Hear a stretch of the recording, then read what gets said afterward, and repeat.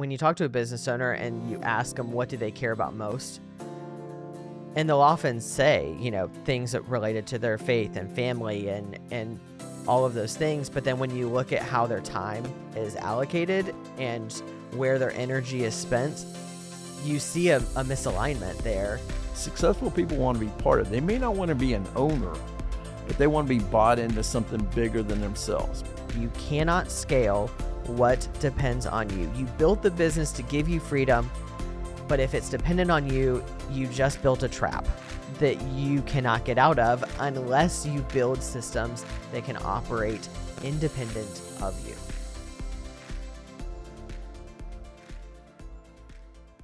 Hey there, entrepreneur. Welcome back to the Scale to Sell podcast, where we help business owners like you build transferable value, create more freedom, and exit on your terms. This is episode number 55. Are you a business owner or a business operator? And so we're starting off by asking a fundamental question. We were talking about freedom last episode, and now we're kind of building off of that into understanding what your role is and what it should be. So the question is this: if you took a month off, what would happen to your business? Would it continue to grow and see positive results? Would it exist? Would it maintain, maybe be stagnant, but like it could kind of function? Or, as Steve is suggesting, is probably the case in too many businesses today, would it completely fall off the rails? If you're not there, what would happen? And again, it gets to this heart of the question of, and the problem really, of having a business owner dependent system. 100%. And at first, we've said that at first it has to be, I had to do everything, right? Startup phases. Financial advisor, you're the chief everything, right? But you get to the point, if you're going to grow the business, you've got to learn to delegate. Yep.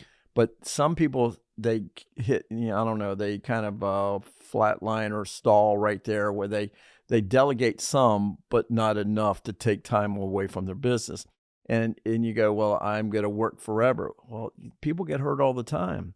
People can have accidents. People get sick, or something happens in the business, burnout, and you just can't or don't want to. And I wasn't at burnout. This is like 5 or 7 years ago, but I was just tired of the long days, from 4 or 5 o'clock in the morning up and running the streets and to my different offices, hundreds of miles away, and getting back home at 10, 11 o'clock at night, sometimes later, staying overnight.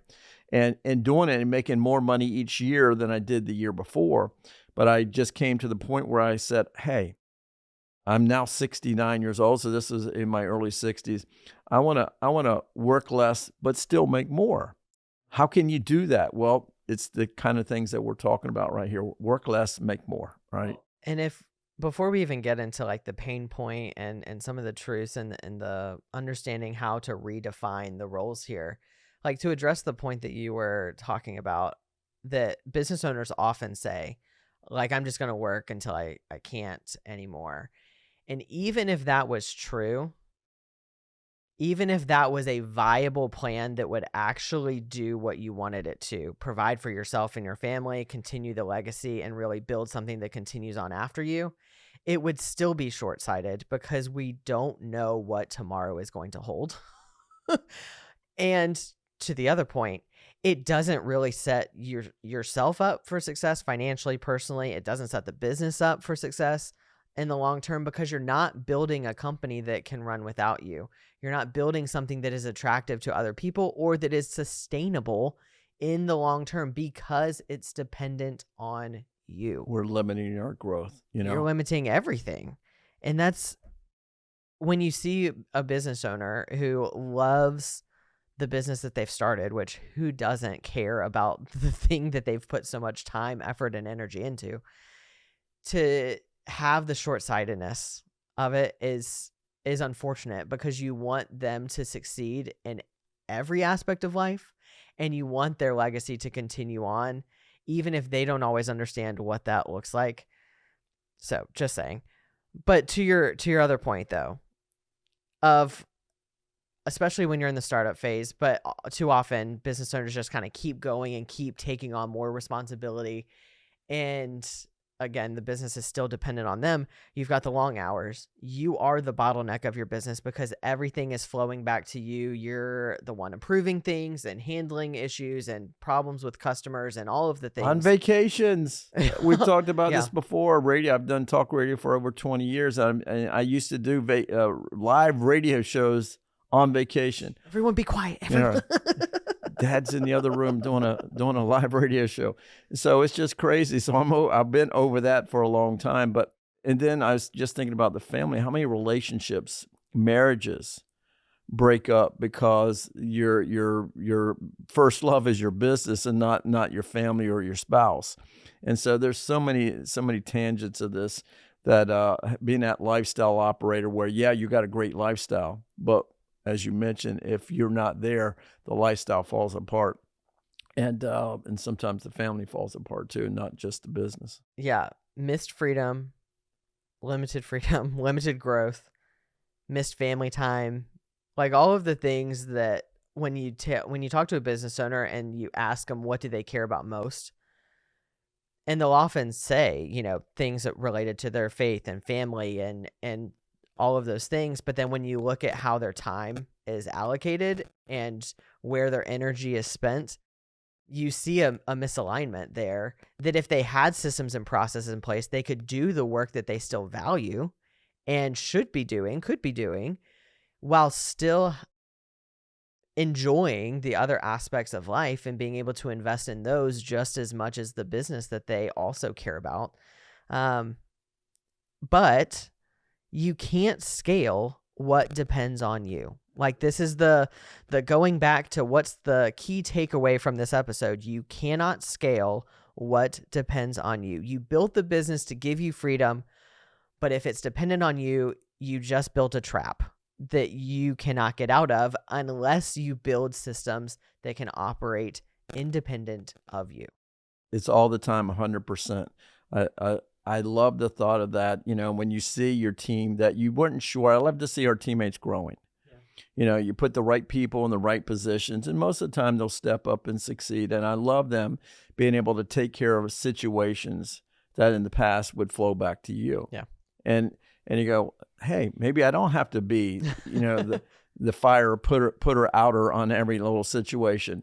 And so it's great when you do that because you can go on to do other things, strategic thinking, just to be able to have take a breath and be able to focus on, if you're the visionary of the business, you got to have time to do that. If you're involved and bogged down on the day-to-day, you don't ever have time to think and refresh and grow. Sometimes you just got to step away. But if you can't step away, you're always, I've seen business owners that multiple cars, multiple houses, and everything looks good. But as soon as they take the foot off the gas pedal, things start to slide and fall apart, as we've mentioned. Well, and this is what you see when people will often use the phrase, and we say it too, of you're working in the business, not on the business. And people are like, well, yeah, well, like, what does that really mean? Like, what does that really look like? Well, it's exactly what you're saying. You, as the leader of the company, should be the visionary, the one that is casting the vision and helping to develop the leaders that are on your team to be able to do the things that are going on in the business without everything relying on a day-to-day basis back to you. But if your schedule is such that if we, audited your time, audited your schedule, and saw where it was invested, it's not invested in those high leverage activities that are going to help you grow the business long term. It's you're stuck in the day-to-day of all of those things to where you don't have the time to sit and reflect, to cast that vision, to understand where this business could and should be going and what that means for directing the team and the resources and those sorts of opportunities. And this is really where we're getting at for today, thinking about all of the different hats that business owners often wear in their business.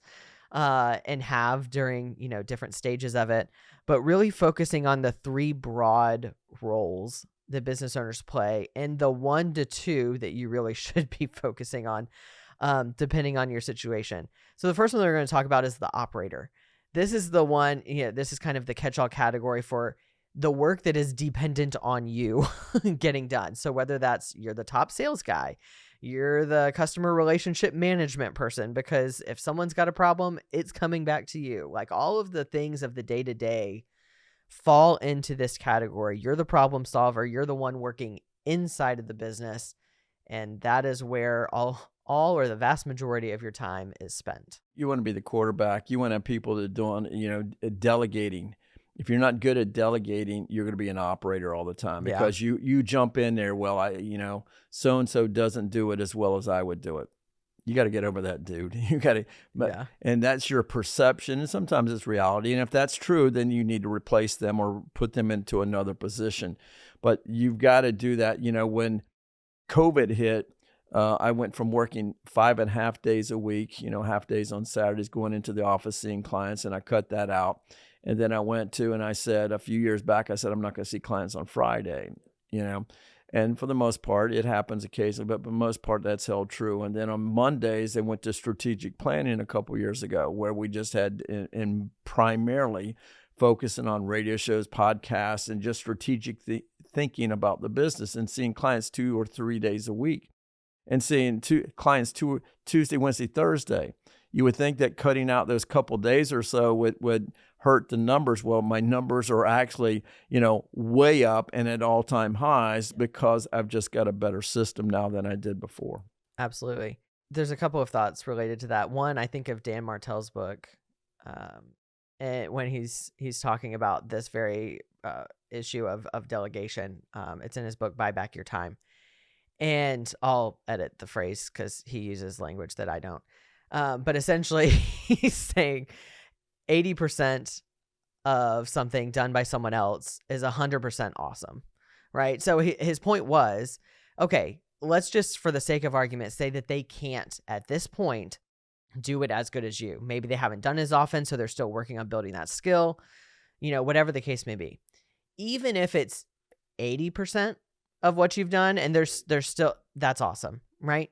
And we have to get to the point where we're okay with that, and that when an issue arises, this is the temptation, right? People love the idea of, I'm going to delegate it, but when a problem happens, that's when they tend to slide back into the old routine, and you fall back into those old practices, those old habits, and you end up doing the same work over and over again, despite the fact that you're like, no, I'm going to change. This is my year of freedom. We're going to build this. But that's that place where if you don't have systems in place, if you don't have a way to properly delegate and manage the situation apart from your constant involvement, you're constantly going to get sucked back into it and not create the freedom that you're wanting to create. In our business, it's not like our staff or any staff is perfect, but, occasionally I'll see something that there was a misstep or wasn't done as well. And you sometimes say something to somebody and whatever, not as a criticism, but just as, hey, this is, we're better than this. And typically they step up and fix it and moving forward. But that's 100% right there. If you're a perfectionist, it's going to limit your business, no doubt. I know we want to try to do it, but and our perception, their perception about the way they do things are distorted sometimes. And so even though you might think the other person's only doing it 80% as to what you would do, it may be 100% better than what you would do. Yeah. Sometimes that is definitely an assumption that people make, that no one can do it like me. Well, that's a good thing. Yeah. So the first one we talked about, the operator. The second one they're going to talk about is the owner, right? The owner, like you were saying before about being the visionary, the owner is the one that is setting direction, that is responsible or has learned how to delegate outcomes, right? They're not trying to micromanage exactly how things get done. There could be way better ways to accomplish things than what we might know. But they understand what the outcomes are based on the goals that you're setting as the head of the company and leading in that direction. And they're the ones that are overseeing or influential in the building of the people and systems that are going to replace themselves, being a replaceable leader. You got to be good at the vision, sharing your vision, because people, if you have employee turnover, they're probably not bought into your vision. That's one thing. You got to be treating them right. You got to be compensating, be at least competitive with your with your other entities in your business, but you got to be competitive right there. Find that people like extra time off. And so like on Fridays, we typically close and don't work till normal schedule. We cut it off a couple hours. And in the summertime, we close at 1 o'clock on Friday afternoons. We do recognition. We do quarterly bonuses based on the performance of the company. Everybody gets bought into all that stuff. And so, but the vision of where you're at and what you're trying to do, people will buy into that. And then their role in it, they want to be part of it. Successful people want to be part of it. They may not want to be an owner, but they want to be bought into something bigger than themselves, whatever it is, whether it's, you own a HVAC company and you're really good at client, relations, and you retain people and people want to be part of that. Or in my business, financial advice, where we help people out there and people know our mission is to help people do better with their money and no matter what stage of life they're at. So buy in with the vision. That helps get people bought in. That helps you operate like an owner because you don't have to be there on every little task in the business to make it successful. Absolutely. And the last one that we're going to talk about is the investor. And this is kind of that next level. Could involve some of the same things that the owner does, but kind of takes it to the next step by managing the business as an asset. So they're clear on the return on the investment that they're getting for the business and what the overall value is of the company. And this is the important distinction that I want to make here is someone that is designing their exit. They are intentional about knowing their numbers, about having systems in place, but they're also clear on who's on their team that's going to help them accomplish the things that they're wanting to do personally and professionally, and what type of exit are they shooting for based on their goals and their needs financially, and what are they doing, what steps are they taking to get there. And it could be because of this role and being intentional in creating other things that you're able to hold on to the business longer because you've hired the people that you need to. Your business is operating independently of you. So you're focused on the things that you want to. You don't have as big of pressure or role that you have to play. You get to play the role that you want to. Maybe that means you get to stick around for longer and hold on to that asset and whatever, but still having an exit plan in mind and still having a team that understands what you're trying to achieve and how they can best help you do it is really that key differentiator there. I 100% agree. And it also allows you in some cases to go out and acquire another business. Yeah. If this business entity and you got the right operations manager, maybe you bring in a quarterly or fractional CFO to make sure that your numbers are there. I find it all these things come into play. And if you think like that, even if you don't acquire another business, you've got the people and processes in place. You're attractive to the outside marketplace. So that if you do decide to exit on any given quarter, you're good to go, but you get to have a life.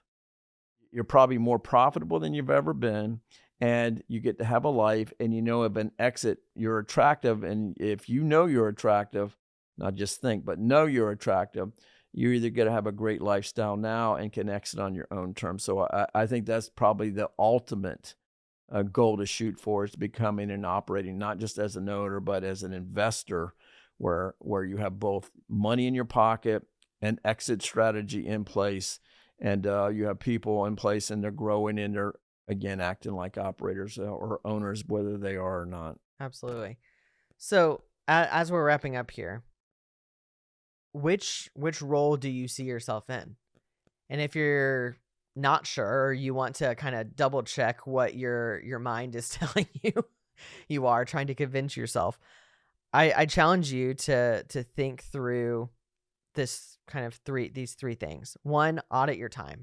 Like we mentioned it earlier, but take a look at your calendar. See what activities are on your calendar, how you're spending your time, energy, resources. Know where those things are going and how that actually lines up with the type of role that you're trying to create. If there's a disconnect, then there's some work that we need to do in order to grow into being an owner or being an investor rather than just being stuck as an operator. And again, that gives you the opportunity to recast your role. Once you have clarity on how you're spending your time and what role you're currently in, that gives you the chance to redo things, to redefine how you're going to relate to the business and focus on those high value, high impact things that you as the owner should be doing, but probably aren't because you've got all of these other things going on. And the last one, like you're saying with the importance of delegation, you have to replace yourself in those other roles that are not going to give you the types of freedom that you want, not give you the income or the other types of freedom outside of the business. You have to be able to delegate to build teams and systems that run without you if you're going to create a valuable business. Everybody has to be replaceable, even you, right? And so I've told employees that in the past, if you come aboard, if you want to leave, they rarely do they, but if you leave, just give me notice. And so we always make sure that we've got processes and systems backed up so that somebody can be inserted into that position or whatever, but it needs to be happen. We think about that for everybody else. We don't think about it for ourselves. So if you are, and there's people on the team that are doing some of everything that you would do, right? I find that I know most everything about my business, not 100%, but almost everything. And but stepping away, I don't know if I'll ever fully step away, but you can't ever tell what life brings. And before I conclude, that brings up one thought of just how much intellectual property or just knowledge of the business that is often trapped inside of business owners' minds, because they're the ones that know it, they're the ones that do it, but no one else does. That's a problem. And so again, going back to roles and having systems in place, that even includes replacing your roles and what that looks like going forward, huge to creating freedom and a valuable business and allowing you to exit on your terms. The key is, don't let your wealth stay trapped in your business. You've worked too hard for that, right? You've built too much to do that. Your first step, get an estimate of the value that's actually backed up by evidence, not just gut feeling or instinct or what you wish your business is worth, but get clarity on that. Scale2sell.com/assessment, scale2sell.com/assessment, or click the link in the show notes below. Again, get clarity on that and help you redefine your role with the company so that you can become a business owner or a business investor, not just a business operator. Until next time, keep scaling.